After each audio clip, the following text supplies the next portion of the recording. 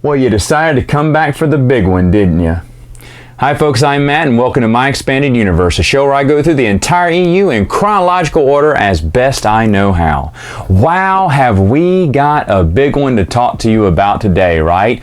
Finally, we are in the rebellion era, and oh boy, what an era it will be. It is a very compact era where there are many stories, and I will be here for many weeks, months as well, trying to go through it all. But the first one you have to start with, duh, is Star Wars A New Hope, the novel. Now, this one says it was written by George Lucas, but in actuality it was written by Alan Dean Foster, and it basically just retells everything you saw on the screen. That's basically it. There's not many what you would call deleted scenes in it, scenes that are not in the movie that were in the book.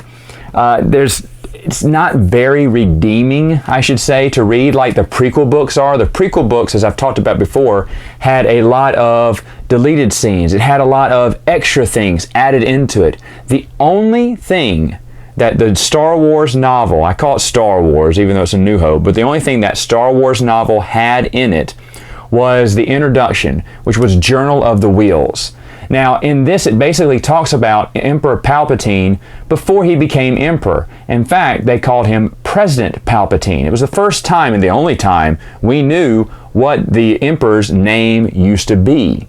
So George wanted to call him President because that's back then he thought that was the title. Later on, he would go back to change as Counselor. But that's why all of the West End Games material says President Palpatine, if they're talking about things leading up right before that movie. Now, when I was a kid, we talked a lot about what Journal of the Whills were. Everyone was reading anything about Star Wars, and so you get the Star Wars book, the paperbacks were rampant everywhere, and you would always read the introduction, and then you say, oh yeah, this is the movie, basically. But that introduction was something we hadn't seen before. And so I remember when George Lucas announced the prequels, a lot of us thought that Episode 1 was going to be called Journal of the Whills, because that's what it said in the book. And of course it was slightly different than that. They went with Phantom Menace, which I thought was a cool name back then.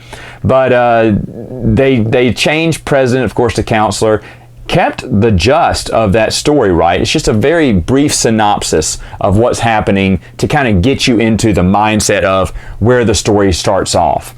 Now, is it worth your time to read? I don't know. I really can't suggest it is. Should you read Journal of the Whills? It's nothing. It's like a page, maybe a page and a half, depending on what type of version you have. I have the 3-in-1 hardback now. When I first bought them, it was the 3-in-1 paperbacks by, I think they were still being reprinted by Del Rey. Of course, it could have been Bantam who reprinted them. But I remember finally breaking down and getting them because I was starving for EU stuff and there was nothing out there. And that's when I bought the Lando, the Han books.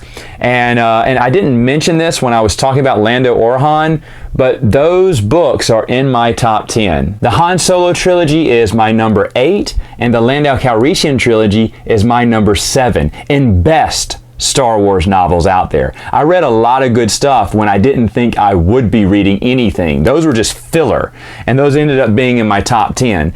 Now, I also had bought and read Splinter of the Mind's Eye, which I'll review later, and I bought the movie novels. Now, the movie novels, I remember I read them because they were about what I expected, and the first one wasn't really that much. Journal of the Whills was nice to read, but other than that, I didn't think they were worth it in a way.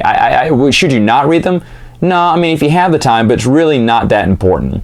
Now, as a kid, I thought George Lucas had written that book. It was only years later when I was in high school when I realized it was Alan Dean Foster, the guy who had written Splinter of the Mind's Eye.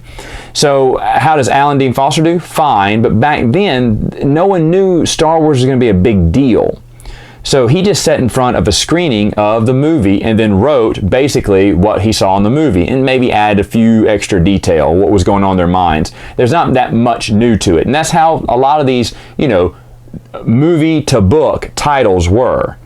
they didn't really have to add much to it. Nowadays, I don't know, I haven't read that many of them, but nowadays I'm assuming they would add maybe a little bit more, but basically it's what you see on the screen. And so that's all it is here. So there it is. That's all the time I have for now. See you next time with another video.